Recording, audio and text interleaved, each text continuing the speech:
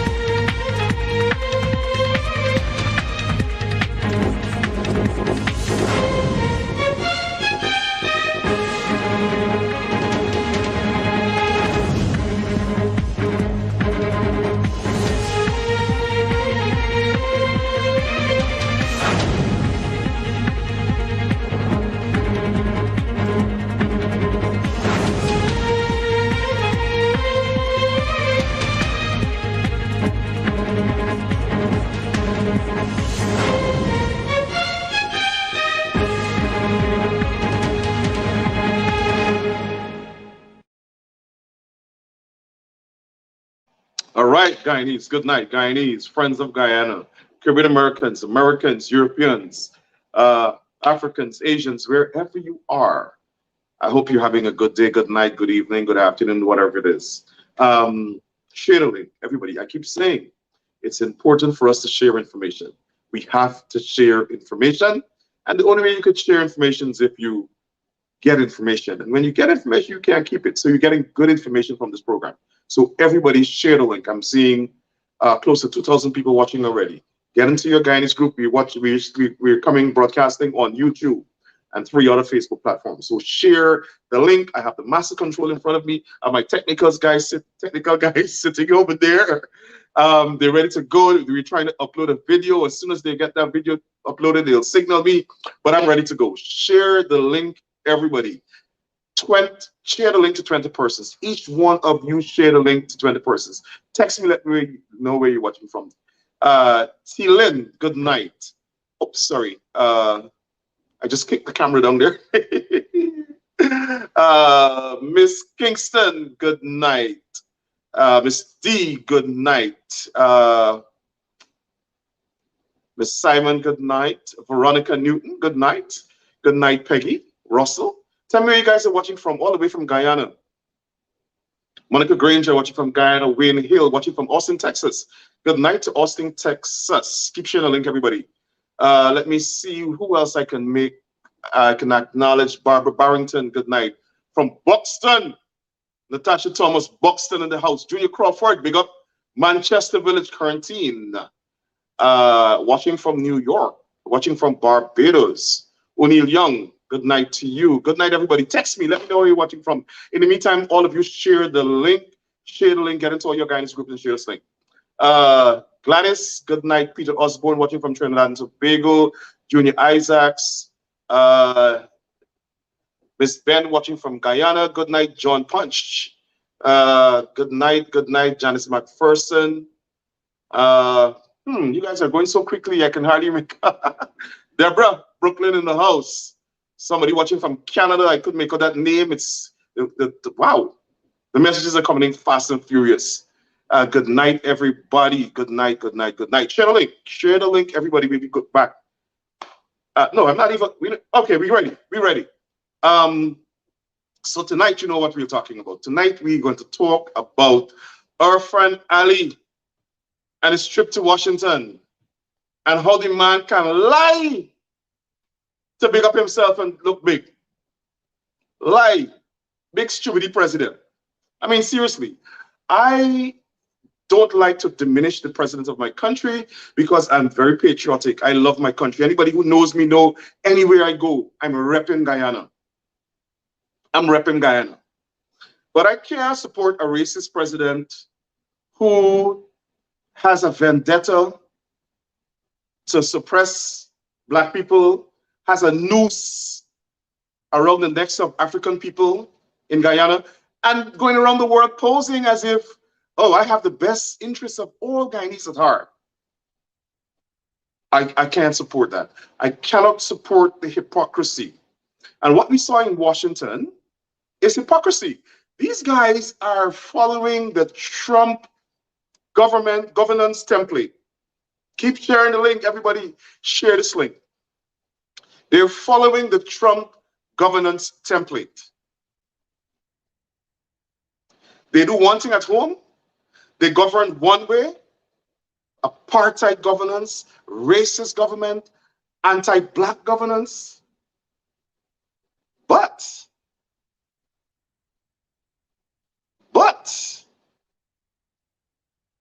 they have a big PR campaign, overseas to fool people that they're a government for all the people. So tonight we're going to expose that. Tonight we're going to expose what really happened in Washington. We're going to talk about Irfaan Ali's life. So share the link, and when we get back,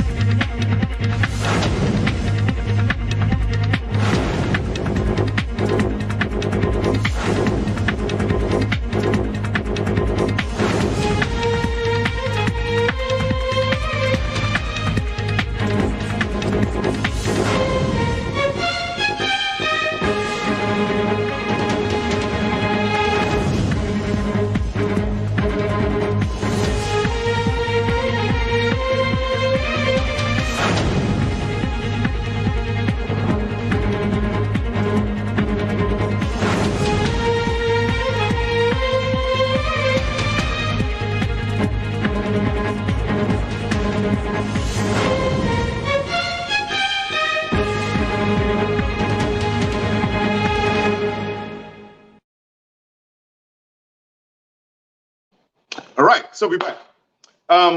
So as you know, last week Irfaan and a team, including Bharrat, Jagdeo, the Minister of Foreign Affairs, UTUD, Robert Prasad, who's the Foreign Secretary. I don't know how they'll have a Foreign Secretary and a Minister of Foreign Affairs all at the same time, but they created that position for Carl Greenwich, and the PP's running with it.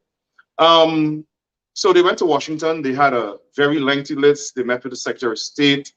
Bharrat Jagdeo was there. Apparently, after the first meeting, when everybody realized who Bharrat Jagdeo was and that he is fraught with corruption and that his presence was poisonous, they probably disinvited him, like, no, you cannot be in these meetings. Bharrat Jagdeo said, I have COVID, I have to quarantine. So what we are hearing is that he didn't have COVID. He was just rejected in Washington and he had to stay away. All of a sudden, a few days after, he popped up in New York to have a meeting in Queens with his sycophants. So there you have it for Bharrat Jagdeo. Totally insignificant in the international community. Nobody wants to hear from him. Nobody wants to talk to him. He's a pariah. He's fraught with corruption. He's probably going to be investigated for taking bribes, allegedly for taking bribes, you know, sue. Share the link, everybody. Share the link. Share the link. Before I get into our finale, I want to give you an update. 20 organizations, as you know, wrote the Attorney General filing a complaint for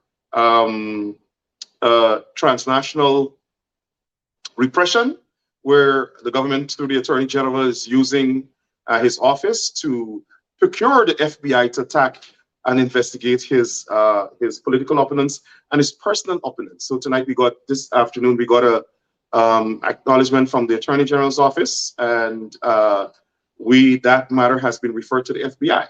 So I can tell you that. We're not stopping there though. We will also ask the New York Attorney General, because this is also against New York law. We will also ask the Attorney General of New York to conduct an investigation. And we are also going to refer the matter to the U.S. Attorney in Brooklyn, in the Eastern District of New York in Brooklyn, who we've been in touch with as well. So keep sharing the link, everybody, and I'll keep you guys updated. But there will be an investigation into transnational repression, which is a crime in the United States. Governments cannot attack their nationals in the country, even if you think you can go through the FBI. They think they're slick. They want to procure the FBI. They want to outsource their attacks on members of the diaspora, the attempts to suppress free speech through the FBI. We're not going to tolerate that. And so, Mr. Nanalal, you know, the same FBI you're trying to put on us, and you're trying to dig a hole. You remember the Bible story? All right, take care you don't fall into that hole. All right, so he's not important for tonight. We're going to go straight to Irfaan. As you guys know, Irfaan tried to reach every black politician in Washington. The PPP has this thing, like the Republicans, and it's because Republicans are advising them. Keep sharing the link, everybody. Let's get this thing to 10,000 viewers. Share the link straight across all social media platforms, emails, phone messenger, WhatsApp messenger, everybody, share the link. Now, the PPP doesn't govern for everybody. They only govern for their East Indian supporters. And when we pointed out, they said as racism, that is inciting racial hostility. Well, we will incite racial hostility if that's their definition of it, because we're going to point out their racism and expose it internationally. So they only govern for the East Indians. That's a fact. They take away lands from black people. They don't give black people taxpayer money that they're giving out as COVID relief, COVID grants. And they don't want us to talk about it. They don't give contracts to black people, billions of dollars in contracts they're giving out. I don't mind how we talk about it, they still do it. And they have the audacity to publish the photographs of, oh, we're signing contracts with our East Indian brothers and sisters only. Take that. It will have to change. It will have to change, because we in the diaspora, we will work. Irfaan said, oh, it was hard work in Washington. We're going to match his hard work, and we're going to work like hell. We're going to work our butts off, even if we have to grind the economy to a halt to stop racism and to make sure that there's equality in Guyana. We'll do it. And they're going to run with that clip. We're going to grind the country to a halt. Yes, we're going to grind the country to a halt because of racism. Because of racism. Say that. Say the whole clip. Play the whole clip. And the next phase of our campaign will move to investors. We'll move to investors. And you guys will hear about it. You see that Exim Bank? Exim Bank, take notice, government of Guyana. Irfaan Ali Bar Jagdeo. That Exim Bank MOU sign, we're going to take aim at it. Trust me. Believe you me. We're going to take aim at it. We will not allow you to take US taxpayer money and transfer to your East Indian supporters only, because that's what they're doing with the projects in Guyana. No, we're going to make sure that one member of the Senate, one member of Congress, by letter to the Biden administration and by letter to Exim Bank, can hold up that $2 billion supposedly MOU that they signed, something kind of arrangement that they'll get $2 billion US dollars, but we don't know how the money will go yet. We don't care about the PR stunt with the MOU. We will take aim at that MOU. Not 1 cent will be dispersed. Not 1 cent will be dispersed unless there's fair governance in Guyana. We will take aim at it. Trust me, we will take aim at it through our members of Congress and through the Biden administration. And we're going to write the head of Exim Bank ourselves. We're not stopping until racism stops. We're not stopping until the PPP governs for everybody. Now, so let me give you all the facts about Washington. First of all, when they were in Washington, our sources at the State Department told us that the United States government, through the Secretary of State, expressed concerns about one, inclusive democracy in Guyana. In other words, exactly what we're talking about: equitable governance, inclusive governance. You can't govern the country for just one side of the population. The Secretary of State also spoke to them about the influence of China in Guyana. China, stop giving contracts to China. Stop allowing China to come and take over the country. Russian influence, China influence, that's what was discussed. The environment, protection of the environment, green economy. Everybody share the link. This is where you get the facts. Irfaan Ali said everything went smooth in Washington. Everything did not go smoothly. In addition to the Secretary of State telling them about inclusive democracy, diplomacy for like cut your racism out, the Vice President also told them the same thing: inclusive democracy. And Irfaan Ali claims everybody I asked to meet with in Washington, I met. Lie.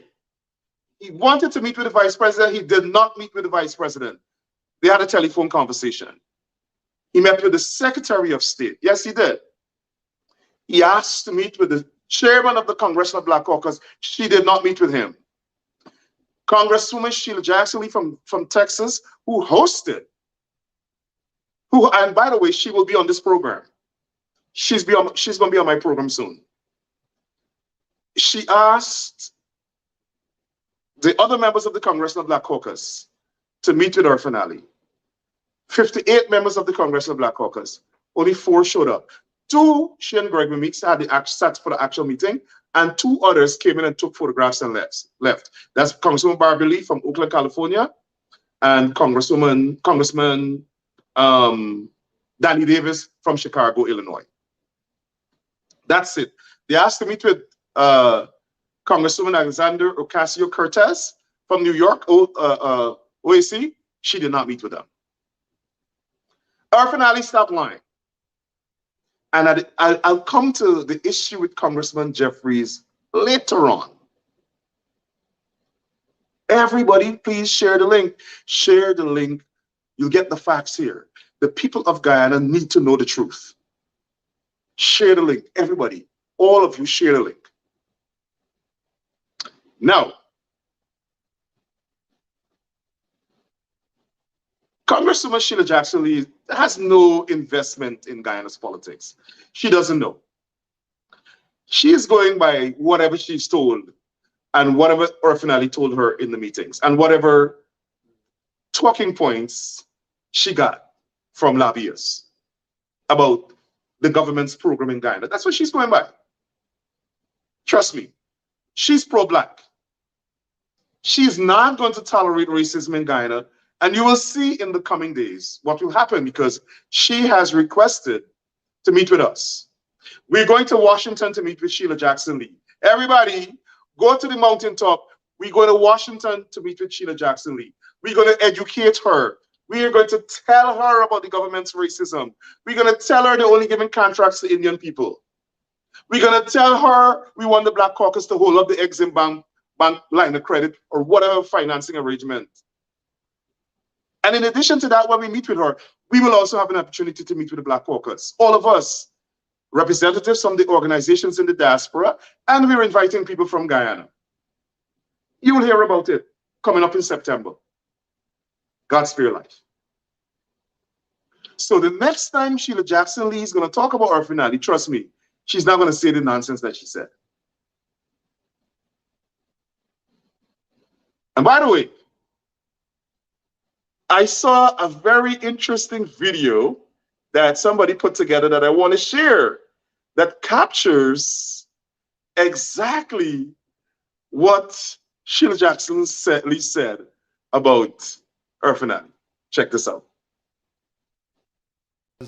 I saw in one article the name. That's the wrong video. I guess I don't have it. Hey, y'all, come look at this. What I see in you is the kind of leadership that can go into many doors around the world, view the people as equal, and show them respect so that we can have solutions.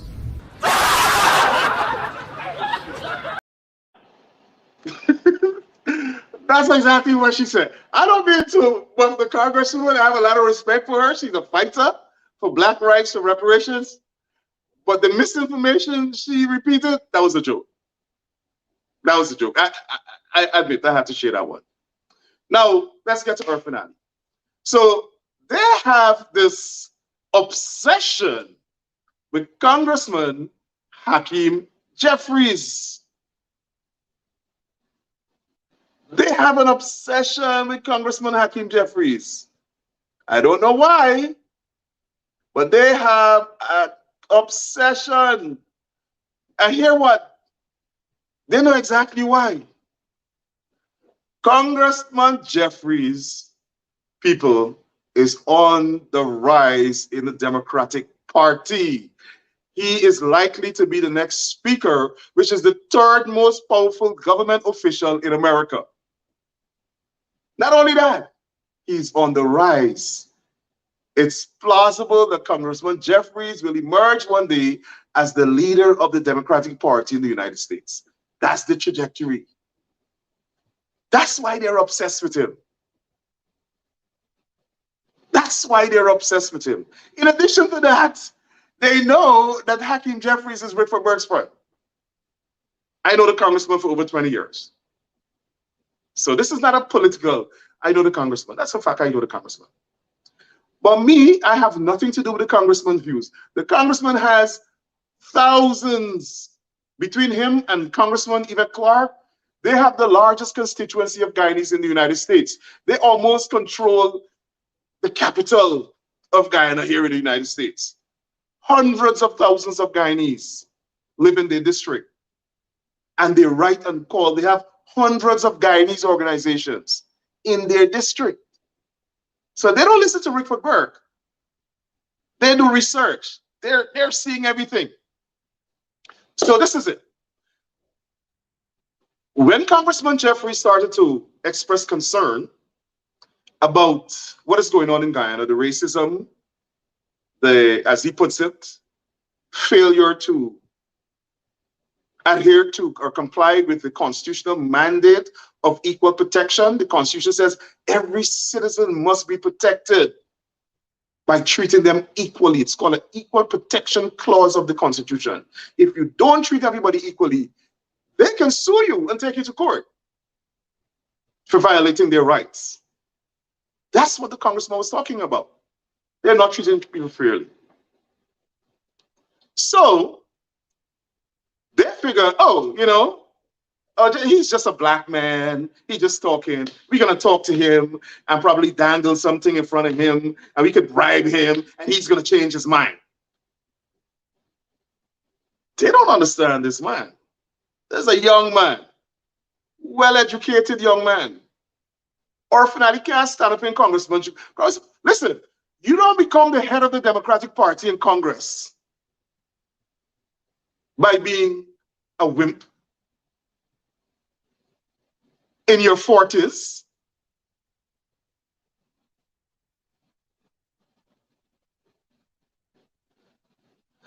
For those of you who don't know who Congressman Hakeem Jeffries is, this is a young man that grew up in Brooklyn, in Crown Heights, in the middle of the Caribbean American community. Went to school with Guyanese and Jamaicans and everybody from the Caribbean community.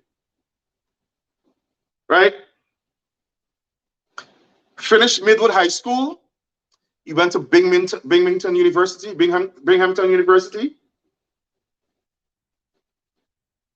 Something just struck me.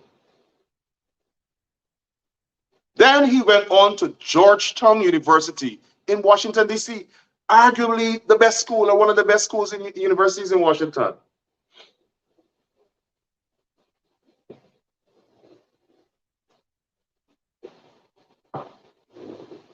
He got a master's in public policy from Georgetown University. Public policy and international relations. The man is well-rounded. Graduated from college with a degree in political science. With distinction. Top of his class. Went to Georgetown University, did a master's degree in public policy, international relations, graduated with distinction, top of his class. Then he went on to New York University Law School, graduated with distinction, top of his class. Was the general counsel, the lawyer, worked at a law firm, and he went to become the lawyer at CBS and Viacom, two of the biggest corporations in America, the general counsel. Then he became a New York State legislator. He was an assemblyman, like a member of parliament for New York State. Then he ran for Congress and he won. From the time he got into Congress, he got into the leadership. He became the chairman of the policy committee for the Democratic Party in Congress, in charge of public policy rather, and communications. You know what I mean?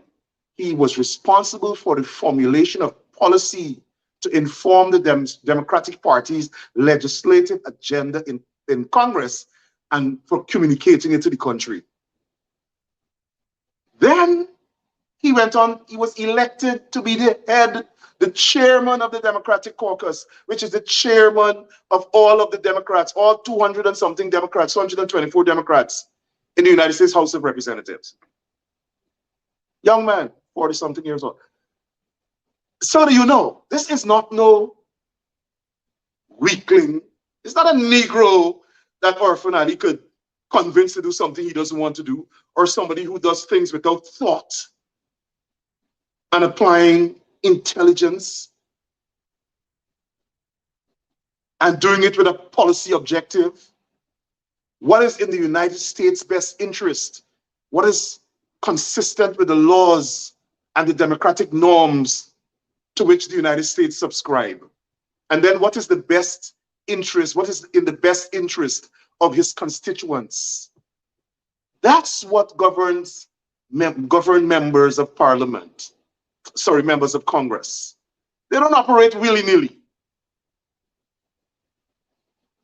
So with that background, Irfaan Ali, they want to talk to congressmen because they think they could convince him that they're not racist. The name Jeffries is historic in New York. His uncle is an academic, a foremost academic on Black studies and Black history in New York City. That's the foundation. His brother is a lecturer at University of Ohio. Mother is an educator. That is the background the man come from. Solid. This is not a wishy-washy fella. So the first thing the people need to do is back up and study who they want to deal with. So after he spoke out in the first instant, Jagdeo lashed out at him, Mark Phillips lashed out at him.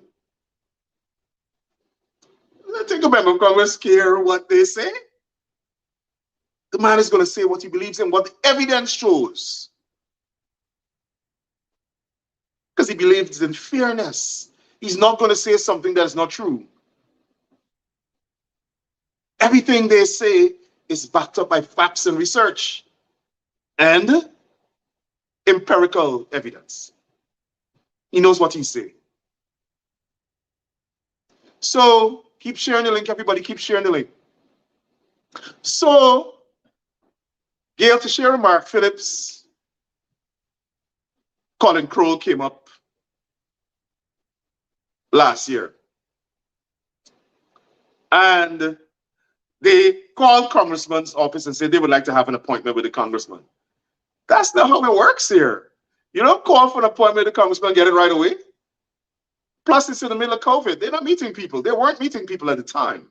So they did not meet. Plus, the Congressman had priorities. Meeting with the Prime Minister again is not a priority at that time. To discuss we're not racist, not a priority. So the Congressman was not available. He was in Washington. They were in New York.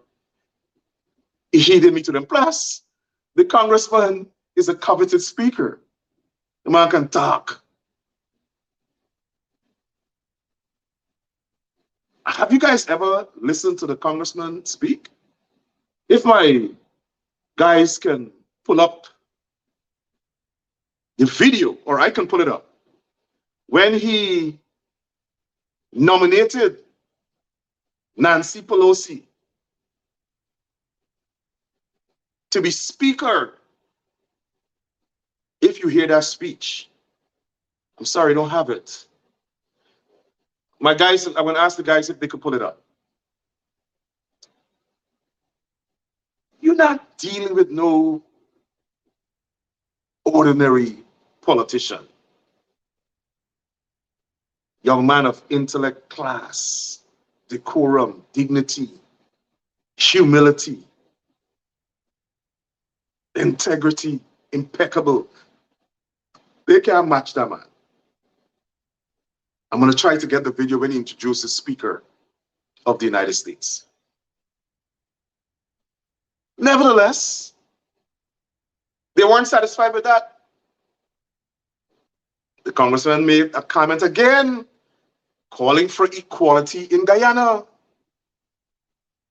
They abused the man again. Could you believe that? What government could disagree with a congressman calling for equality and equal treatment under the law?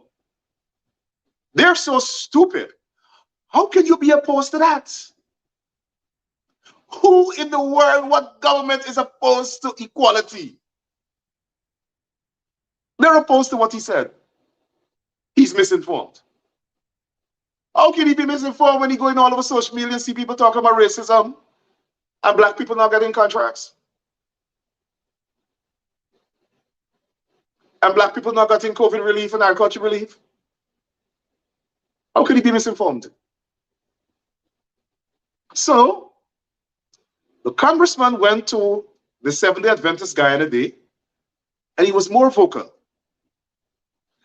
He said they United States would not tolerate racism here in the United States nor in Guyana. The PPP government opposed to that. How could you be opposed to the man saying the United States government will not tolerate racism here in Guyana or anywhere else in the world? It therefore means they think that racism is a fundamental pillar of their governance. They're so stupid. Before they say, we agree with the congressman, even if you disagree and you want to be racist, you can't tell a congressman that you disagree with the fact that he called for an end to racism or said that they would not tolerate racism. You're supposed to say, well, we don't tolerate racism either. No. They're either stupid or very barefaced. They cost him much for that.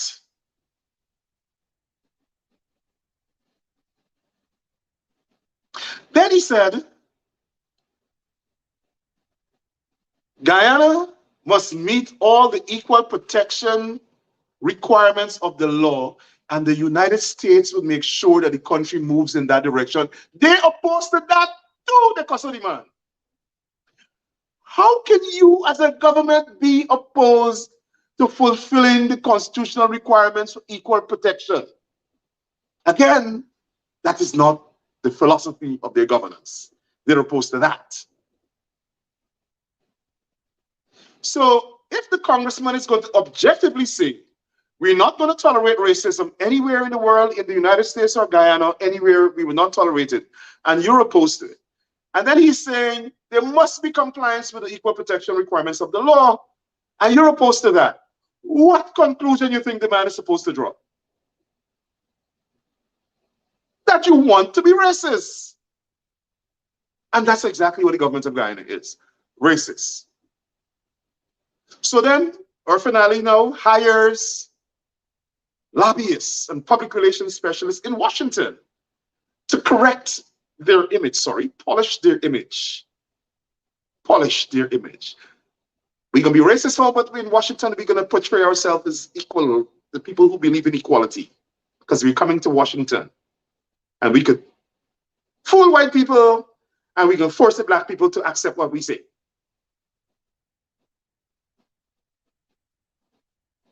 That's their objective. They want to force the black members of Congress to believe whatever they say. So they requested their lobbyists to make all these appointments for Irfaan Ali in Washington. First, they targeted the head of the Congressional Black Caucus, the chairman, Congressman Joyce Beatty of Ohio. She's like, nah, I'm getting too many complaints about racism, because every time we write Congress, we copy it to the Congressional Black Caucus.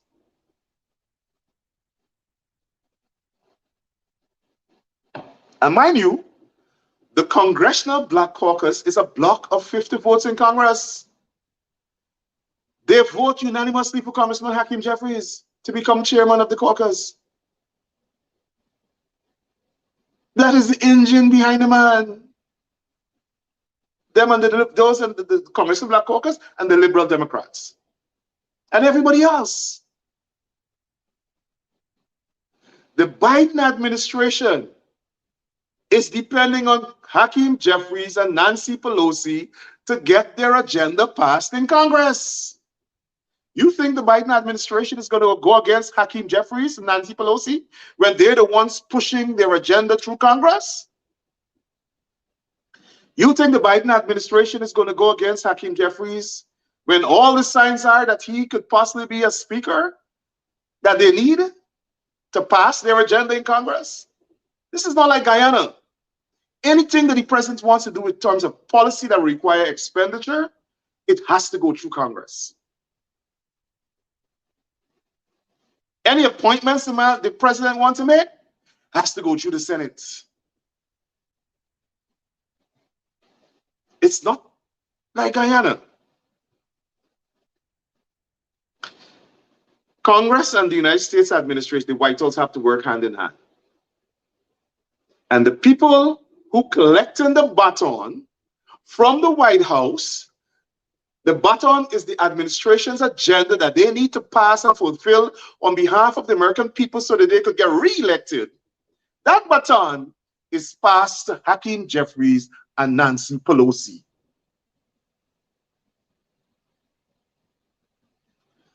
So, in advance of the president going to Washington, they asked the ambassador in Washington, Sam Hines, to write the congressman's office and ask for a meeting. Right? Congressman said,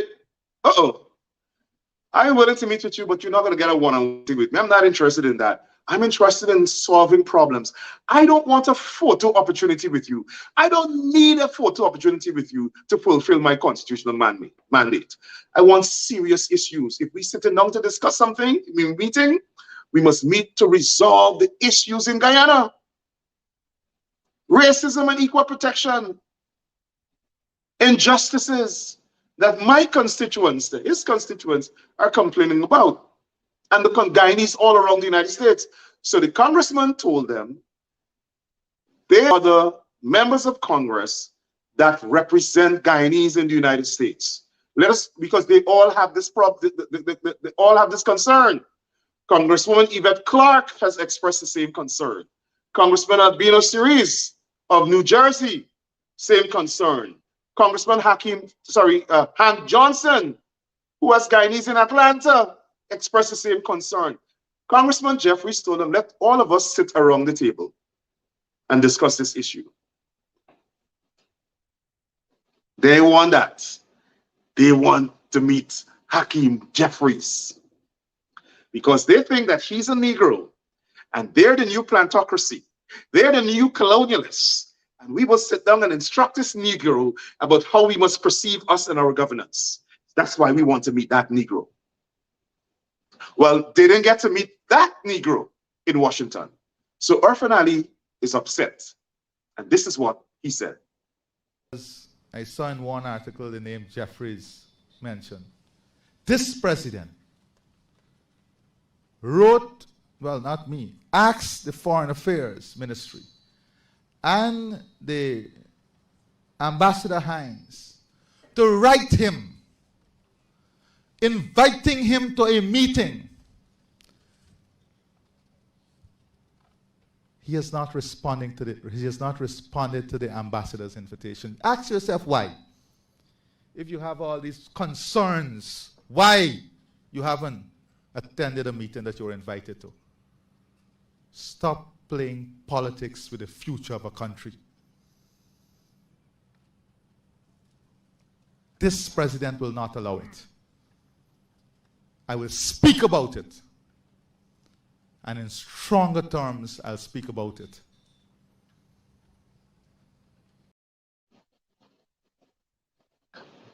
He will speak about it.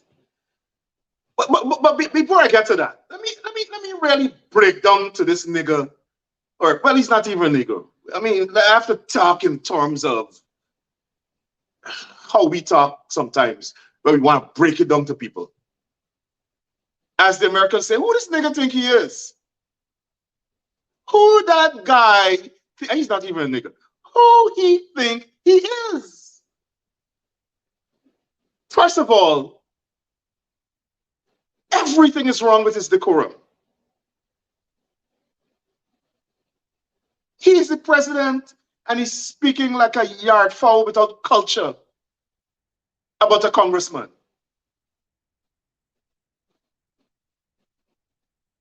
Uncivilized, untamed, nigger yard.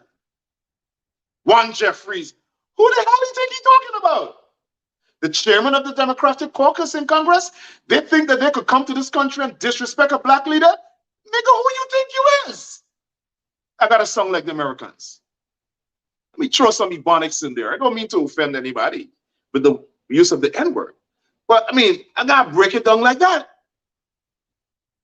Negro, who you think you are? You invited the congressman to a meeting, and why didn't he respond? The bloody congressman will have to respond to you, Irfaan Ali. You're nothing but a barefoot racist, a dunce that the Americans install a half-baked doctor with no importance in the scheme of world events. And you talking about you invited the congressman to a meeting, and why didn't he respond? He did the right thing. He responded appropriately. Ignore you. You're nobody. So now he gets on his soapbox and he shouts out, I invited you to a meeting, you won't respond.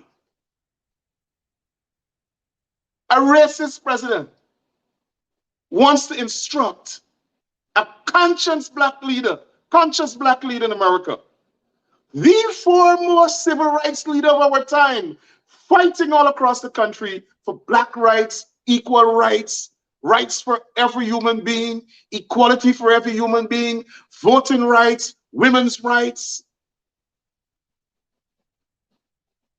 And you have a racist and a dunce, a racist dunce installed as the president, telling the chairman of the Democratic caucus in Congress, I invited you to a meeting and you won't come. Arrogance and intemperance can't get Irfaan Ali nowhere.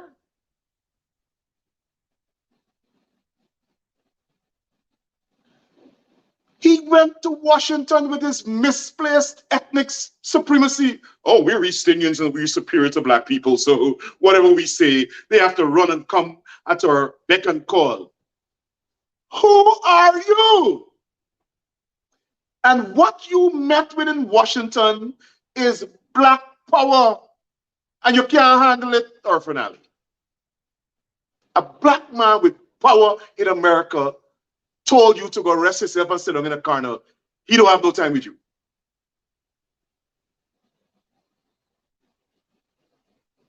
Why? They did not respond to the man's counter proposal that you have to meet with everybody who represent the Guyanese people.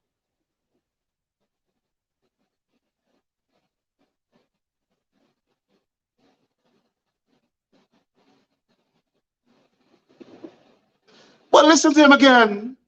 I want y'all to listen to him again. I saw in one article the name Jeffries mentioned. The name Jeffries mentioned, not Mr. Jeffries, not Congressman Jeffries, Jeffries. But let me back up. Because they set up the disrespect before they left.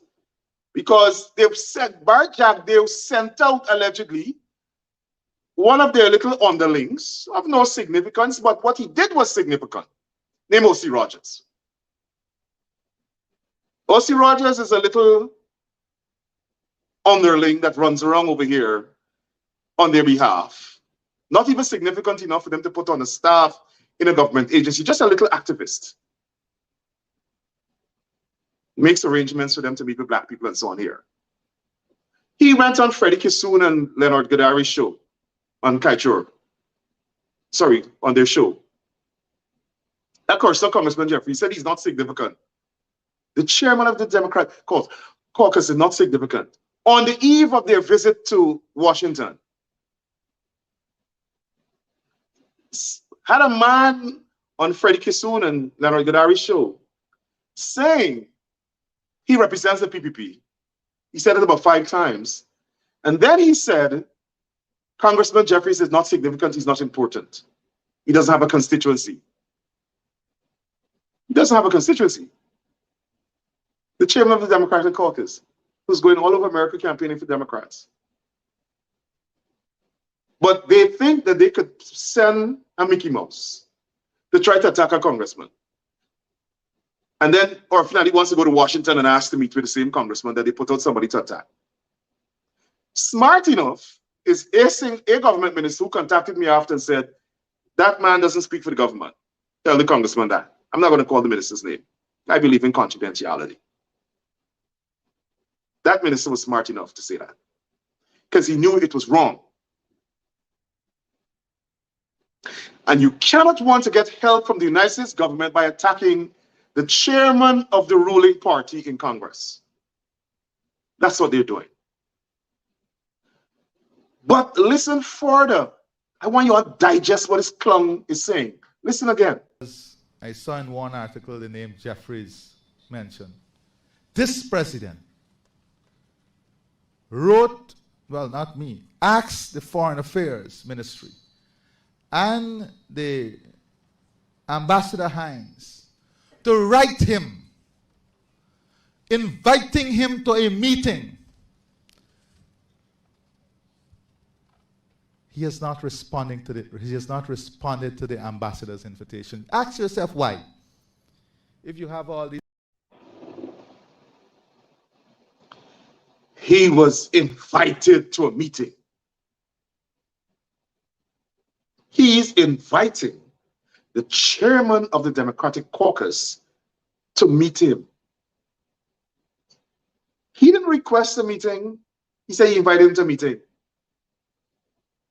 And the congressman staff said, there ain't gonna be no meeting. The congressman ain't coming to no meeting with you. The congressman wants you to come and meet with a team of members, a delegation of members of Congress that represent Guyanese. They didn't want to do that because they're frightened. But now he wants to stand up during emancipation to replicate himself as a colonialist slave master instructing a black man like if he is the head of a cotton picking plantation. Who the hell he think he is?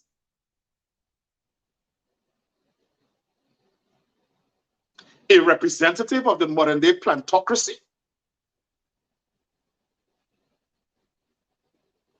This little washout dunce of a president?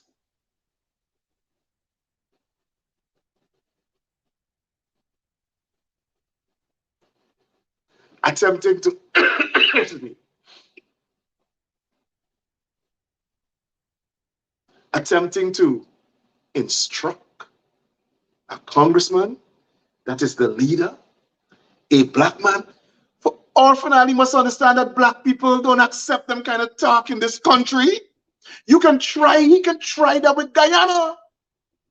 You can't come and talk to black people here like that.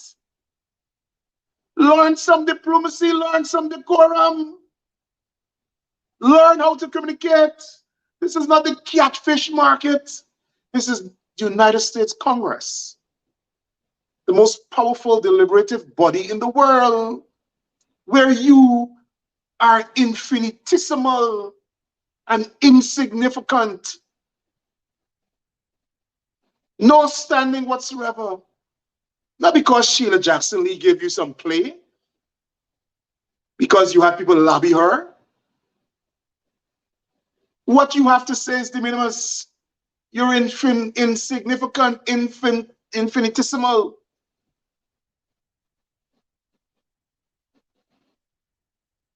What is the lie? It is the lie. He feels snubbed, but he lied. So he can go and lie and attack the congressman and then put out his little racist sycophants to run around to attempt to attack the congressman. I mean, I don't stand in to attack Hakeem Jeffries.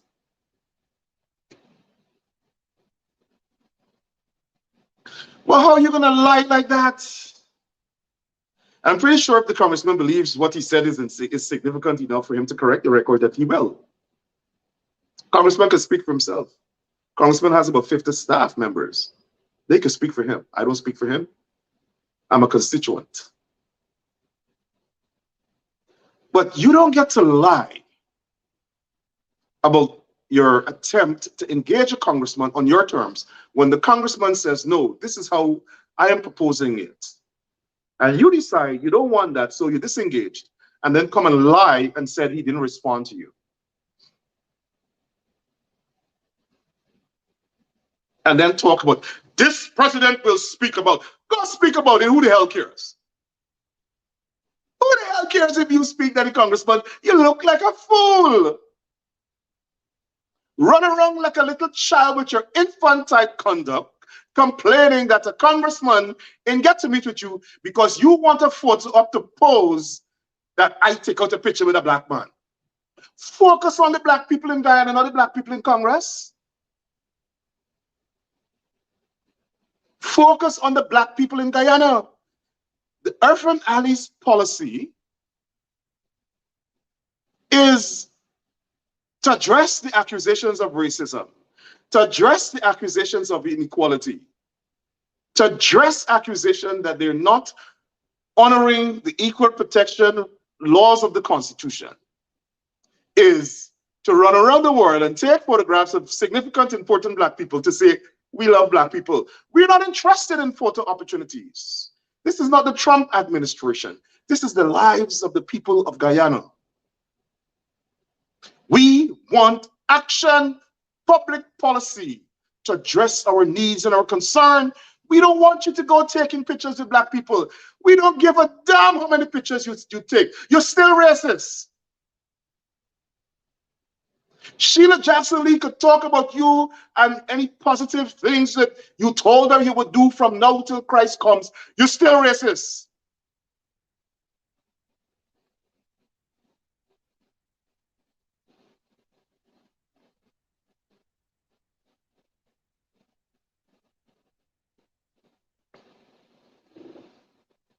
Address the concerns the black people in Guyana have. Because photographs aren't policy. Photographs have no impact on the lives of the people of the country. Photographs don't bring equality. Photographs can't fulfill the constitutional provision of equal protection. Photographs can make sure that black people eat food, black people survive, black people business survive. And let me tell you what we are going to say are the issues in Guyana that must be addressed, not through photo opportunity, but through public policy, through fulfilling the constitutional mandate. The government of Guyana must create investment opportunities for black people too in Guyana. Instead of running to America to take photographs of black people, sit down and craft a public policy or a program where black people in Guyana can equally access investment opportunities and get the financing to execute those projects. I heard the Attorney General said they can't control the bank. What nonsense are you telling me? What nonsense is that? Then get out of government. Because you as a government will have to enact legislation that forces the banks to have a level playing field, level the playing field. In other words, the collateral requirements must be the same thing. The requirements for banking must be the same thing. The considerations for and qualifications for loans must be the same thing across the board. All banks, one set of requirement, one standard of consideration. And if you do that, you will have black people qualifying for loans. But as they have it now, the banks control what they want because they want to limit how many black people could get loans to build businesses. So it is the responsibility of the government to pass legislation, equality in banking legislation. That's how you level the playing field. You can't be no attorney general and tell people, but we can't control what the banks do. Nonsense. If the banks decide that 10% interest rates for black people, 3% interest rates for Indians and Portuguese, you telling me you can't control that? And that's acceptable policy, a banking policy in the country that you claim to be the government? Absolute nonsense. Then get out of the government. You have no business being in government if you can't create that service to provide equality and a level playing field in the country. So that's number one. Number two, the government has not approved local content for black businesses. They've created all these roadblocks to make sure that black people don't prosper in a developing country. And that's why the Secretary of State spoke about inclusive growth. That's what it means. And in economic theory, the absence of economic growth is devastation and social chaos. So if they don't allow inclusive growth to evolve in Guyana, the country will become a failed state and we're going to descend into chaos. Why? Because you'll have the rich getting richer, the ethnocracy, the people that support the PPP ethnocracy, which are their Indian constituents, will benefit from all the funding and wealth and resources in the country, and the others who don't support them will become poorer and impoverished and suffer. That's how they put the noose around economic survival of Black people and shut them out of business. That must change. Approve businesses, Black businesses, in the local content regime. That's helping to create equality and equitable governance.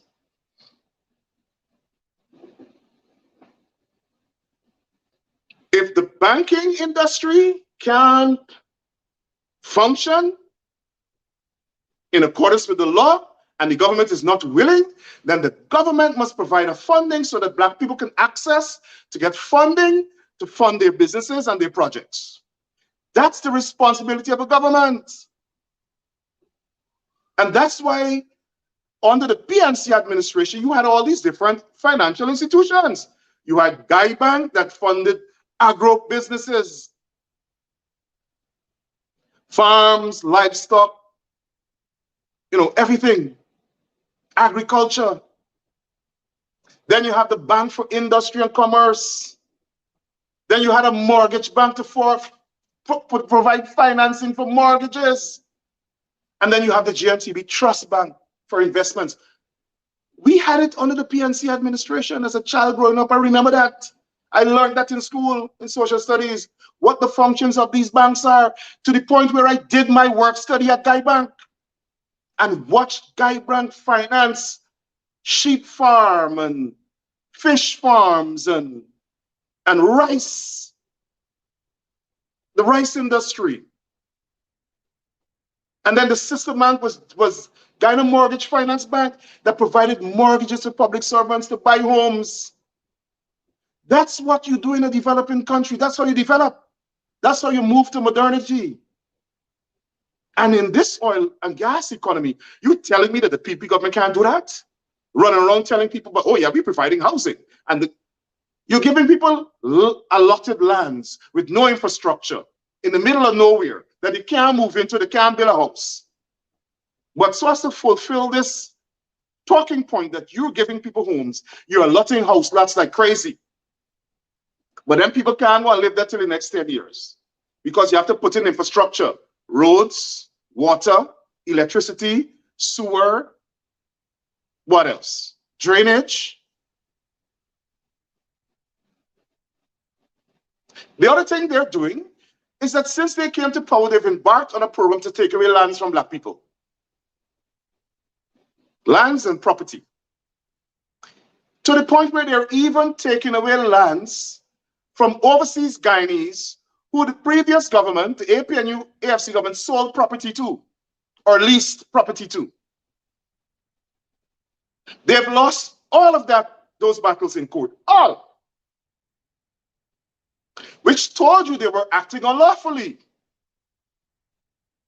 What government, what policy of a government, how a government could possibly conceive a policy to take away lands from one segment of the population, one race, and then you want to go to Washington and talk, but you're treating people equally, and you want to meet the congressman? Fix that first. That's what the man is saying. Address the problems and then come to me. Or now we sit down and find solutions to those problems if you as a government can't find them yourselves. You can't want to be taking away lands from Black people, got your attorney general filing court action after court actions to seize lands from Blacks only. And then you want to Washington to sit down with Sheila Jackson Lee, for Sheila Jackson Lee to repeat talking points, heaping praises on you because you want to fool people in Washington? But on the ground at home, you're a damn diabolical racist? No, not acceptable. We're going to expose you. That's what we did. And that's what we'll continue to do. Case in point, the government sold some of the homes in the abandoned Gaisuko estates because, you know, the estates have executive housing for the managers. The government, after those estates closed, the government leased those lands or sell those properties to people who could have afforded it. The government, as soon as they came in, they started taking away the lands. But the PPP government sold the entire Elmore estate housing, executive housing, to one man, an East Indian man called Edaman, who is a financier of the PPP, who was caught up in a big fraud scandal and went to jail. But it's by Jagdeo friend. So they sold him the entire compound of about 30-something houses. They sold him that. One man. But the APNU government wanted to be fair, sold those estate executive houses to different people who wanted to come home and establish businesses. Some of them that they sold to were East Indians. You know what? They are so transparently racist. They left the East Indians with the houses and the property and went after the black people.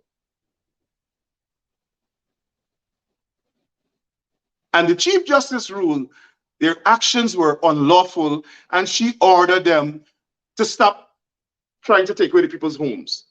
Another case in point, they went after Colvin Heath London because he was the head of NISIL that sold a plot of land, government land, in Peters Hall on the East Bank. But you know what? They went after him. You know who was buying the land, right? They want to take it away. The Chief Justice ruled, and they also charged him criminally, saying that the transaction was fraudulent. The Chief Justice has ruled that the transaction was not fraudulent, dismissed the action they brought to take away the land, but it's still got Mr. London in court, going to court every day. They don't have no evidence against him. Every day going to court, they're putting off the land, and they're so barefaced, they probably want to kill him or something. So they asked the Chief Justice that he mustn't leave the country because he's going to get away. A big former CEO. They think he can get away. They want to inflict the most harmful actions, ruinous actions against black people because they have a vendetta against African Guyanese, and we mustn't talk about it because they say we're inciting racial hostility. Well, let the racial hostility be incited. If exposing racism, your bad governance, and the fact that you're going after black people unfairly because of your racism, if that, exposing that is inciting racial hostility, then it's two things. Let the people be incited, or you change your policy and people ain't gonna be incited. The solution is not to attack the people talking about it. The solution is to stop the racism. That's what inciting people, if at all anybody's being incited.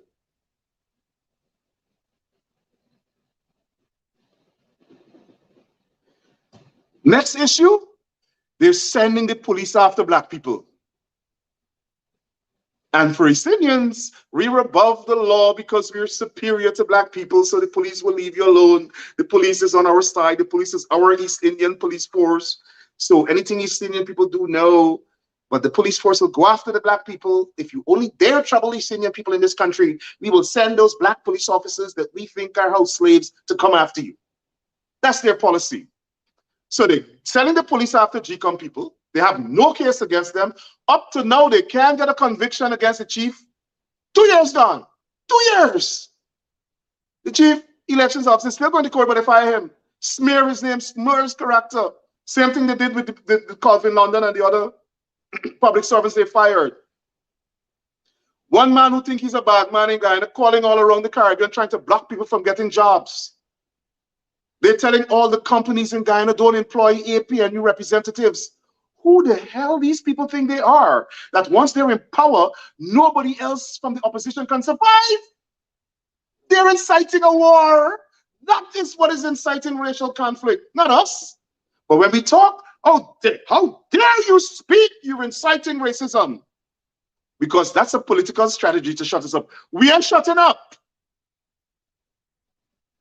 We ain't shutting up. So withdraw the police from going after black people. Withdraw all those charges from the courts that you charged, all those fabricated charges against GCOM officials, Walter Lawrence, Winston Jordan, James Bond, all of these people. Well, James could fight for himself. James seemed to have friends in the administration. And my brother though.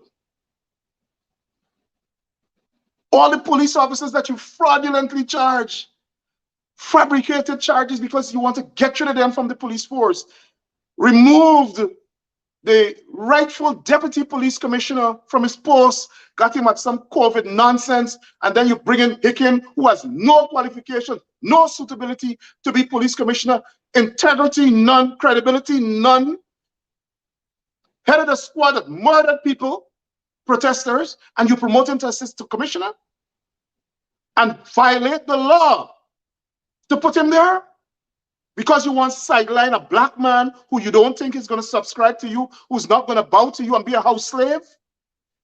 Change that.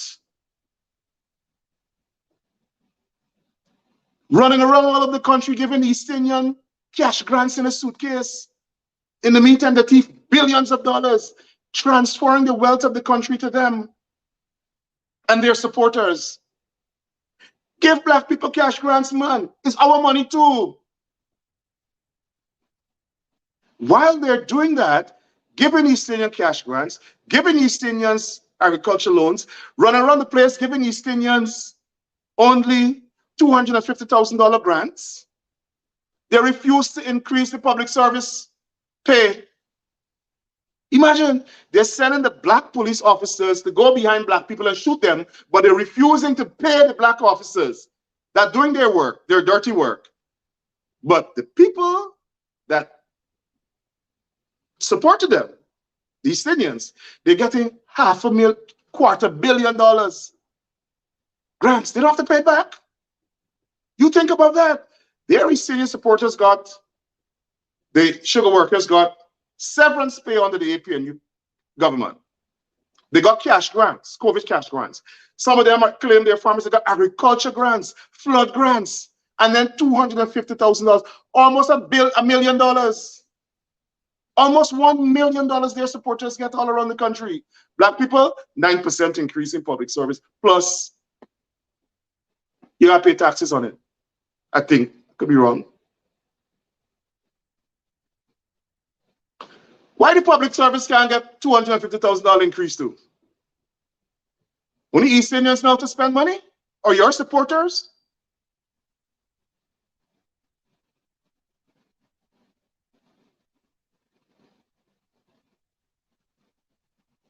And then the contracts. They took away every single contract that black contractors had. With the APNU government, they took that away. Then they're now giving hundreds of billions of dollars in contracts only to their East Indian supporters. Security companies, only East Indian. Construction, only East Indians. Who are the black contractors? Who are the black people in Guyana? Where are they from? Tanzania? Why can't they get government contracts? And why the press, the ethnic press is quiet? Why the civil society is quiet? That must end. We want to see equal contracts given to black people. The same amount given to East Indian contractors must be given to black people, black contractors. That's it. We're laying down our demands. You are the one that got installed. You, the government, you have to govern the country for everybody. I want the PPP government to come out and oppose what I'm saying. Oppose what I am saying.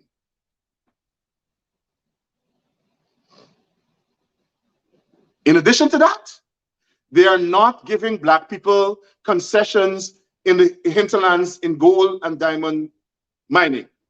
They stopped that. Matter of fact, they're taking away concessions. I understand that they took away lands from Sean Hopkinson. He didn't tell me that. That's what I heard. I could be wrong. One of the biggest black miners in the country, they're trying to run him out of business. They're giving Mohammed's, other people's concessions for quarrying, to mine stones. They're taking away from black people and give it to Mohammed's and others. Give them people back the land. East Indian people alone don't own Guyana. Your supporters alone don't own Guyana. Give back the people their land, or else we can have problems in the country, because we would advocate from here.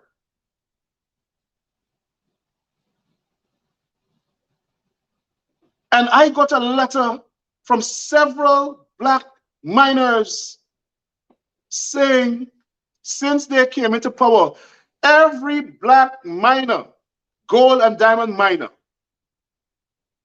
that has an import-export license or an export license to export gold, they have refused to renew. They're not renewing the export license, so black people must export gold and make money. Only East Indians must do that. And when you talk about this, they say you're inciting racial hostility. Well, no. Your refusal to give black people these concessions is inciting racial hostility. As a matter of fact, you are inciting racial hostility. You, the PPP government, approve the people export license. Why black people can't export gold? Only East Indian people know how to make gold? Sorry, I want to export gold? And I'm talking it in raw terms, because what you're going to hear is an agenda for the black population, because you're not going to impoverish and enslave black people. And we're on the eve, sorry, we're in the middle of the celebration of emancipation. We're not going back. We're going forward. So we discuss the future of the country that includes a black population. I hate to put it in those terms, but that's it.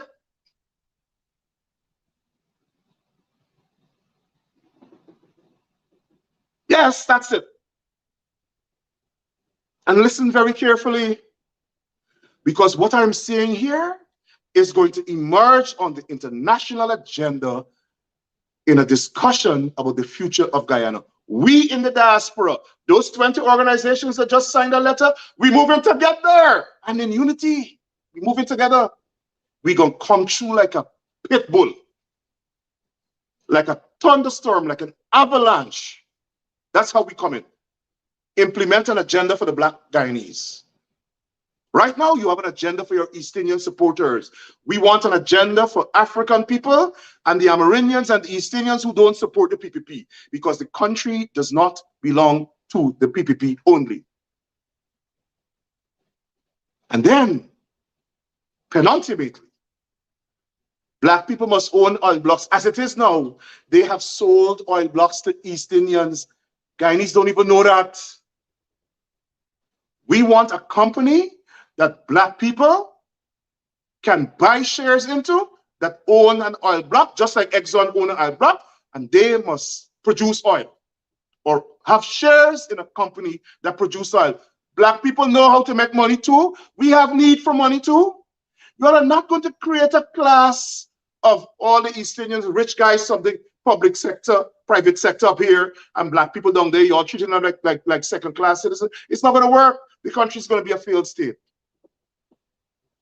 Not going to work. So we want to see black people with a stake in the oil and gas industry. And some of those contracts that you're giving out for gas-to-shore projects and shore-based projects, all of them have gone to East Indian people. Cut that out. No, no, no, no, no. You're getting no money from Exim Bank if that continues. We want to see black people with a stake in the oil and gas industry getting contracts for gas-to-shore projects or shore-based projects, getting subcontracts upstream, downstream. We want to be equally and integrally involved in investment in the oil and gas industry, equal to the Indians in the PPP support base. And if you're opposed to that, you can't govern because you want to enslave black people. We're not going to accept it. We come from an indomitable generation of blacks that overthrew colonialism. And we're going to overthrow racism. If you want to quote me right. We are going to defeat and overthrow your racism. Because black people built Guyana. Slaves built Guyana. We were there before anybody else came. The slave masters brought us there, dragged us there in chains, and we built that country. And we want to stay in the future of the oil and gas industry because that belongs to all of us. Put that in your pipe and smoke it. And if you're opposed to that, something is wrong with you. As a government, if you're opposed to that, something is wrong with you. We are not going to allow the PPP racist government to run away with all the oil wealth and leave black people impoverished. No, that's the black agenda. And we want to pass a law. We want them to pass a law to make sure that there's equality in the country. Every board must have equal amount of people, blacks and Indians. The same laws that they have passed to realize gender equality, we want racial equality too. Pass the same law. Everything from boards of cooperation to how people hire, to how you regulate the private sector, to how you regulate the bank industry. We want to have laws that make sure that there's equality in Guyana.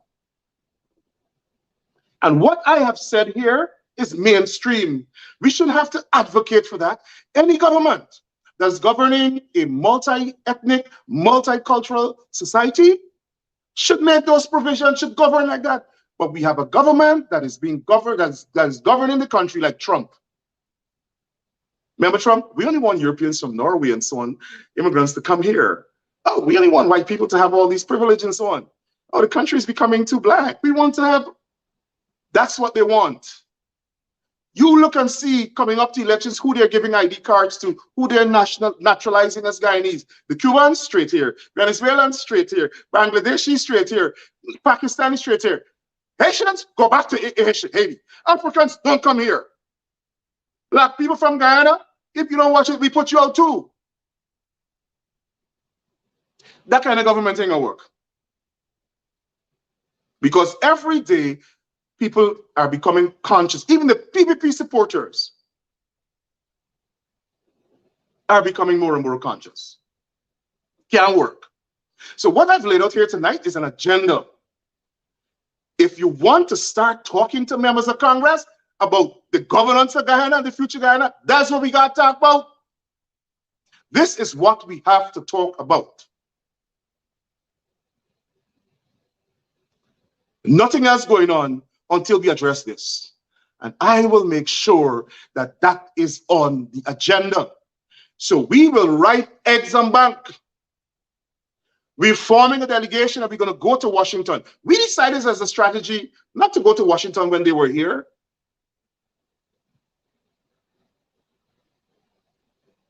But we decided that like now what I'm doing is we're going to counter their PR nonsense to distort the truth.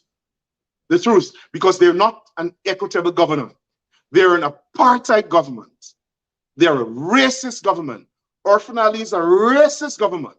He was sitting in Washington like a lamb, but now you want to go back to Ghana like a wannabe racist thug attacking the congressman. Why didn't attack the congressman while he in Washington?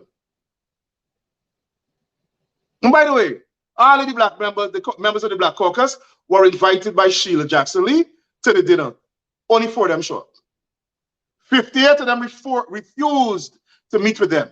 Why? The message of their racism is getting out, and that's why Irfaan Ali is angry. So just like he said, and I will speak about it, well, we will speak about your racism too. And there's nothing you could do about that. FBI can't stop that. Whoever you want can't stop that. We will speak about your racism until it's changed. We want to see change in Guyana. You can't come back here. And furthermore, there are more things to be addressed. We want an international investigation into the extrajudicial killings. We want an investigation into the Cameroon killing, not by the Guyana police force. Internationally, we want a commission. We can't heal. We don't want no shake hand and no picture. And by the way, I'm not opposed to shaking anybody's hand. Everybody is different. I heard the opposition leader explain that they ain't shaking nobody's hand because they're hurting, because you're hurting their people. That's their prerogative. You can't want be a diabolical racist and then want me smile with you when you have a gun to my head from the back and a hand outstretched pretending that you like me. No, the PPP government hates the other side of the population that don't support them. And that has to change. Inclusive growth, inclusive government. Now we want a black agenda.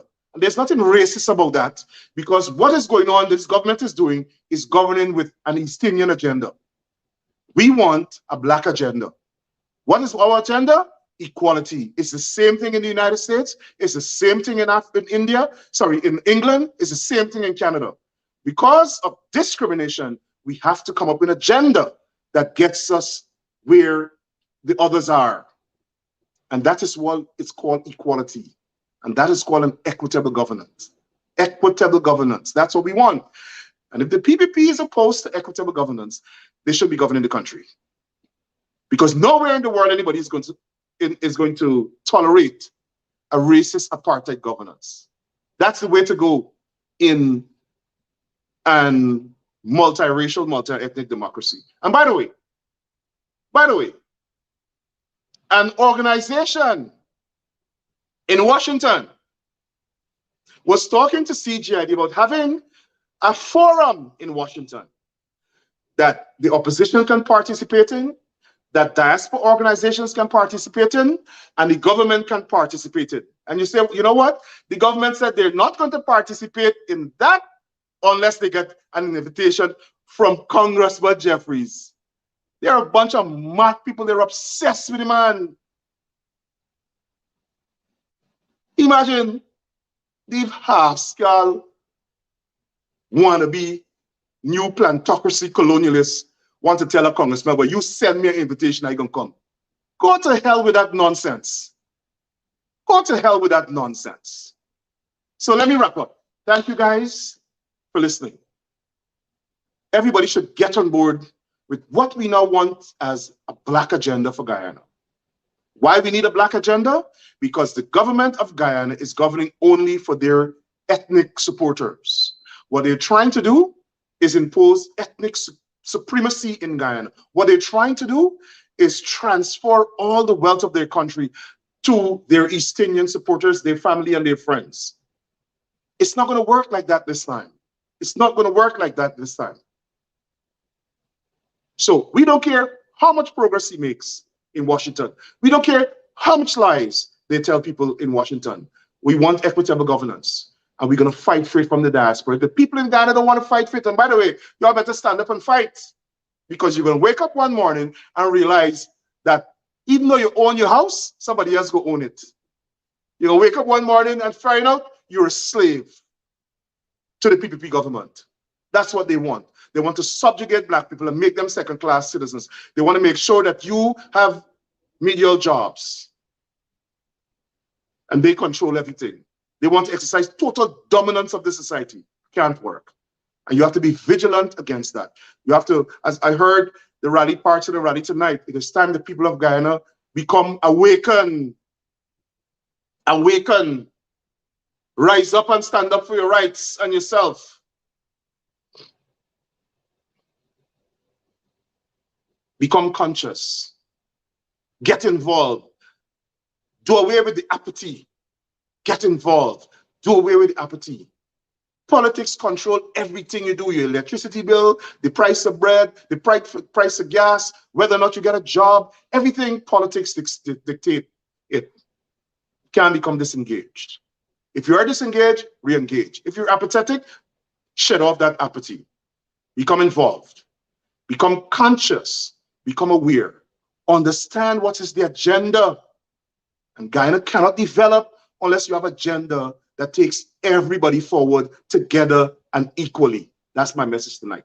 Thank you for listening. Have a good night, everybody. I hope that you guys understand the message, Black Agenda for Guyana. Have a good night, everybody.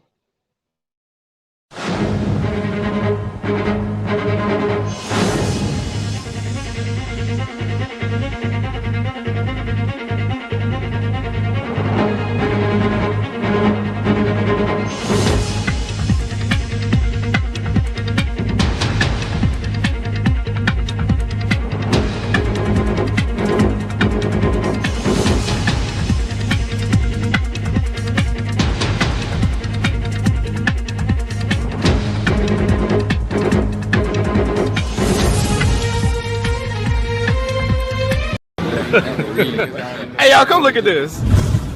What I see in you is the kind of leadership that can go into many doors around the world, view the people as equal, and show them respect so that we can have solutions.